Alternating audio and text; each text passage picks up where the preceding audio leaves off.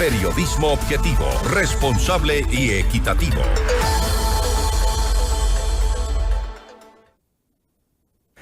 Y a puertas del estiaje, el ministro de Energía, Antonio Goncalves, no descartó la posibilidad de registrar nuevos apagones, por lo que anunció la contratación de al menos una barcaza de generación eléctrica más para enfrentar la crisis. La noticia requiere profundidad. En Notimundo están los protagonistas de la noticia.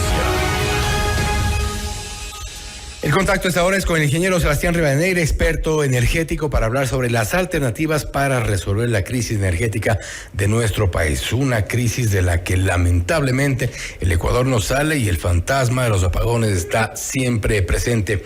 Ingeniero, gracias por estar con nosotros. Fausto Yepes le saluda, bienvenido.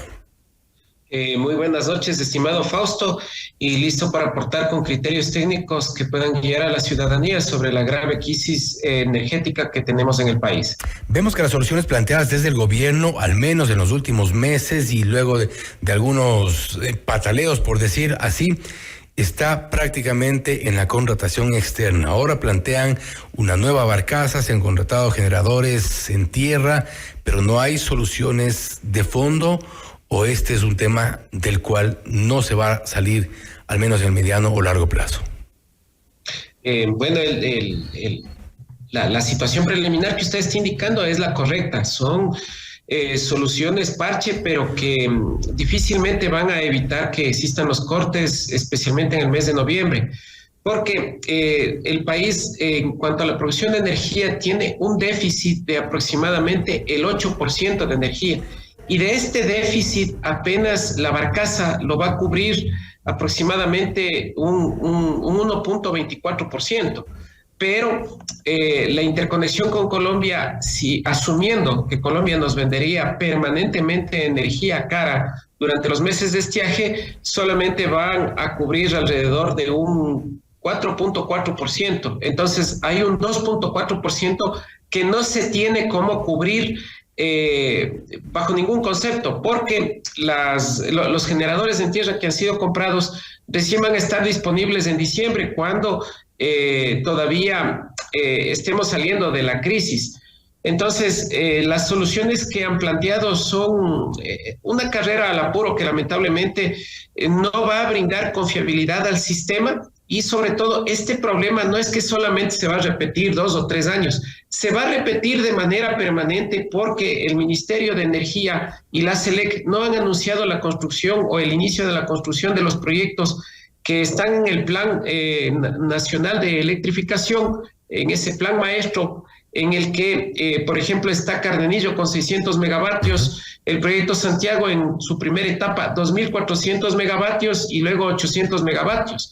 Entonces, la ciudadanía tiene que estar muy atenta. ¿Cuándo van a iniciar la construcción de estos proyectos? ¿Cómo van a obtener el financiamiento de esta energía firme? En el caso del proyecto Santiago, tomaría alrededor de 10 años de construcción porque tiene unas características muy similares al proyecto de Hidroituango que lo efectuó Empresas Públicas de Medellín, allá en Colombia. En el caso de Cardenillo tomaría alrededor de 5 años. Entonces, durante ese tiempo, ¿con qué energía van a abastecer la creciente demanda? Que actualmente la demanda pico es de 4.550 megavatios a estas horas, pero que para el año 2025 estaría proyectado con 5.000 megavatios. Entonces, es un problema tanto de energía en gigavatios hora, como de potencia en megavatios. Entonces, hace aproximadamente al inicio de la gestión del gobierno, ya se le hizo una propuesta de que la única manera de poder atender esos 1.000 megavatios, actualmente son 1.220 megavatios, que requiere el SENACE para evitar los cortes de energía, era la instalación de barcazas, pero a través de reactores nucleares y no el consumo de combustibles fósiles. Sin embargo, a pesar de que esto lo conoce el flamante ministro de gobierno, Félix Wong, y también otras autoridades, han hecho caso omiso y pensaron que con el anuncio de la ex ministra Andrea Robo de que ya no iban a haber apagones y de que con firmar una ley ya era suficiente para evitar los apagones, se equivocaron y ahora están las consecuencias. Se retoma Esto entonces. viene desde el año 2016, en la que no se inició la ejecución de otro proyecto de similares características como el de Coca-Cola Sinclair. Entonces, Coca-Cola Sinclair brindó energía, autonomía energética al país desde el año 2016 hasta el año 2020-2021, cuando empezaron las importaciones nuevamente a Colombia, tanto así que se treparon el año anterior a 281 millones de dólares y actualmente se prevé que esas exportaciones podrían llegar hasta los 300 millones de dólares, asumiendo que Colombia nos venda permanentemente energía cara. Y asumiendo que Colombia todavía cuente con energía suficiente para exportar a Ecuador, tomando en cuenta que se advierte un estiaje similar, una crisis similar en Colombia, y en ese momento simplemente dejan de exportarnos y nuestro déficit se incrementa. Pero esto se retoma necesariamente la hipótesis de que hay otro tipo de intereses detrás del sistema energético. Me refiero a esto porque desde hace ya 2 gobiernos al menos se habla de la crisis energética, se habla de la falta de mantenimiento de las termoeléctricas, se habla de esta necesidad de nuevas construcciones, de nuevos sistemas que generen energía eléctrica y no se ha hecho, no se avanza tampoco en este gobierno. Parece ser una prioridad y esto beneficia a los generadores particulares, a esta importación de energía, a la contratación de barcazas, por ejemplo. Estamos un poco en esta misma dinámica.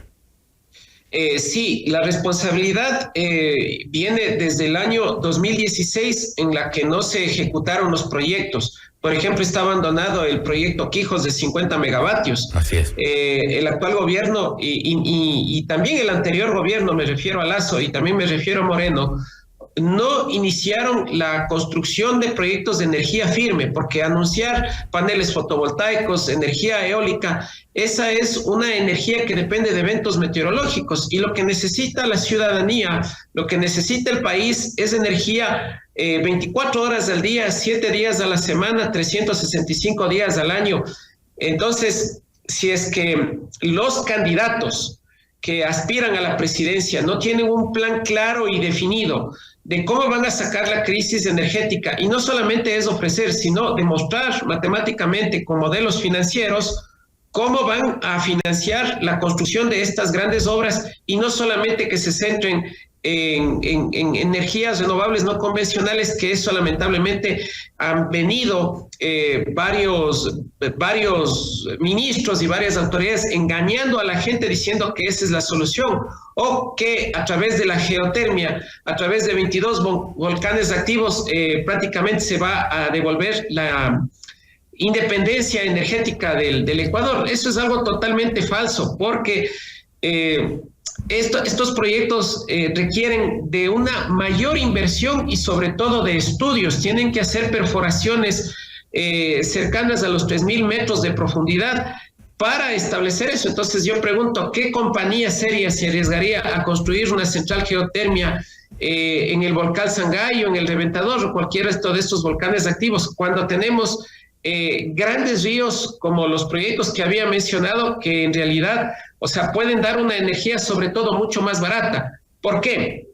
Porque la negligencia de no haber ejecutado este tipo de obras que son importantes promueven para que vengan los negocios de parte de los privados. Y en el caso, por ejemplo, de la barcaza, no solo es que cuesta 14 centavos del kilovatio hora. Recordemos que en este caso, el Estado, a través de Petroecuador, subsidiaría aproximadamente 42 millones de dólares de este combustible fuel oil, o más conocido como búnker, para la generación de estos 100 megavatios, que solamente va a ser en la época de estiaje, es decir, los meses de septiembre, octubre, noviembre, diciembre y enero del 2025, y lo mismo para el periodo 2025-2026. Entonces, la ciudadanía tiene que tomar muy en consideración, si es que en Venezuela hace 11 años empezaron con este problema de los apagones y hasta ahora no lo han podido solucionar, y los apagones son recurrentes y de mayor horario, también lo mismo está ocurriendo en el Ecuador. Así como hubo una caída de la producción petrolera, lo mismo está ocurriendo en Ecuador. Lo mismo podemos hablar del tema de la delincuencia. Entonces, si es que no tenemos autoridades, pruebas, que no tengan intereses particulares, que no tengan intereses políticos, y se pone a gente que no repita en el sector, porque ya está demostrado que la gente, y me refiero específicamente a Uquillas y todo su equipo de trabajo que vinieron desde el año 2019 en SELEC y en otras instituciones del sector público, desde mucho antes, en la que no han reformado la ley, una ley que necesita ser reformada para incentivar y atraer las inversiones que tanto se necesita de afuera.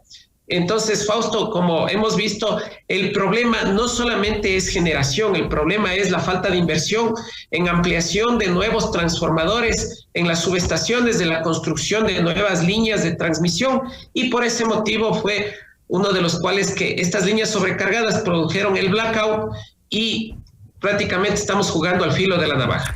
Queda claro entonces que las soluciones parche de momento son una prioridad por parte de las autoridades. Las soluciones en mediano y largo plazo tampoco se han implementado. No hay visos de que se comiencen o haya intención de implementarlas. Y en el corto plazo, para ser mucho más claros, los apagones están cada vez más cerca. No se cubre el déficit con la contratación de 1, 2, 3 barcazas por ahí de generadores eléctricos, con el riesgo adicional de que Colombia, el rato menos pensado, simplemente no nos venda la energía suficiente que requiere el Ecuador por sus propios problemas de estiaje, y la situación se complica. Los apagones están más cerca entonces.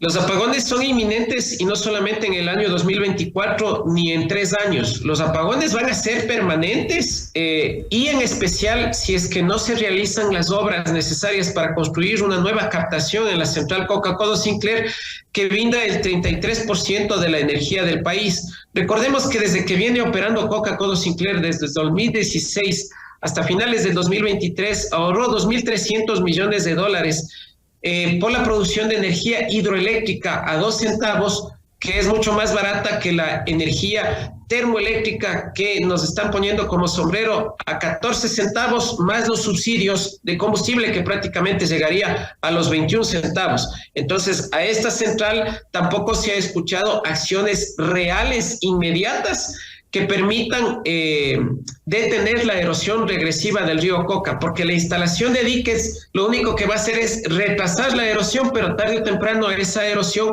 llegará a la captación y puede producir el colapso de esa infraestructura, y ahí estaríamos en apagones permanentes. Ahora, si es que llegan 2 barcazas, como lo he mencionado, de 200 megavatios, estas 2 barcazas cubrirían aproximadamente el 2.4%, que es lo que le falta al país, pero asumiendo que permanentemente vamos a tener energía en Colombia y que no van a fallar ninguna de las centrales ni ninguno de los sistemas, lo cual es una probabilidad de riesgo muy alta. Estamos hablando sobre el 90% de que lamentablemente van a haber apagones, al menos durante el mes de noviembre. De cualquiera de las formas, el déficit no logra cubrirse y habrá que esperar simplemente los horarios y la forma en la que se resuelvan los apagones, pero parece esto inminente, y de acuerdo al análisis, incluso a las circunstancias sobre las cuales se están tomando las decisiones, esto no hay una marcha atrás. Bueno, ahora que ya estamos prevenidos, más bien lo que se debería tratar con la debida anticipación es que las distribuidoras hagan un programa de cortes de energía o de racionamientos en los que no afecten al sector industrial, porque, por ejemplo, para la ciudad de Quito, con la gran cantidad de subestaciones de distribución y alimentadores que tienen, prácticamente el centro de control y operación lo único que hace es abrir subestaciones enteras y no consideran los horarios de trabajo de las industrias, los cuales pudieran optimizarse de 7 de la mañana a 3 de la tarde para evitar estas paradas forzosas de producción. Sin embargo, hay otras industrias que trabajan con procesos, industrias siderúrgicas, por ejemplo, que trabajan con procesos que no toma menos de 24 horas el poder hacerlo. Entonces se debería ya ahorita estar viendo una planificación y no improvisar el tema de los cortes, sobre todo para que la ciudadanía esté plenamente informada y esto no tome por sorpresa, ya que lo estamos avisando con la debida anticipación. Ahora bien, la ciudadanía no puede parar sus procesos tanto comerciales como industriales, y ha habido el caso de que estos pequeños generadores que funcionan a gasolina a 40 centavos del kilovatio hora o a diésel a 30 centavos del kilovatio hora demuestra que la gente necesita la energía eléctrica para seguir con sus actividades económicas. Y queda claro que siempre va a recaer sobre los usuarios, principalmente la falta de previsión por parte de las autoridades. Sebastián, nuevamente, gracias por haber estado con nosotros. Bueno, Fausto, gracias por la oportunidad, y debo indicar que lamentablemente, debido a la falta de conocimiento de los asesores y la gente que trabaja al lado del ministro, no han considerado la energía nuclear como una fuente firme de energía mucho más barata que desperdiciar el tema de los hidrocarburos, que tranquilamente el país los pudiera exportar y no los tuviera que estar autoconsumiendo con subsidios. Entonces, tienen que ver fuentes de energía que sean mucho más baratas que esta instalación. Se prevé que con los 241 megavatios de energía en tierra se estaría gastando aproximadamente por año alrededor de unos 130 a 140 millones de dólares en subsidios. Entonces, de nada sirvió haber quitado el subsidio a las gasolinas cuando ese subsidio va a ser trasladado para otros temas debido a la grave crisis que tenemos. Un tema sobre lo cual hay bastante que debatir, Sebastián. Nuevamente, gracias. Estaremos igual pendientes de cuáles son las decisiones de las autoridades. Gracias nuevamente por estar con nosotros. A las órdenes. Ha sido Sebastián Rivadeneira, experto energético, hablando sobre la crisis energética por la que atraviesa nuestro país. Ha insistido en que los apagones se vendrán, son inminentes, serán permanentes, y la toma de decisiones por parte de las autoridades de momento son únicamente soluciones parche. Esto es Notimundo Estelar, siempre bien informados. Noticias, entrevistas, análisis e información inmediata.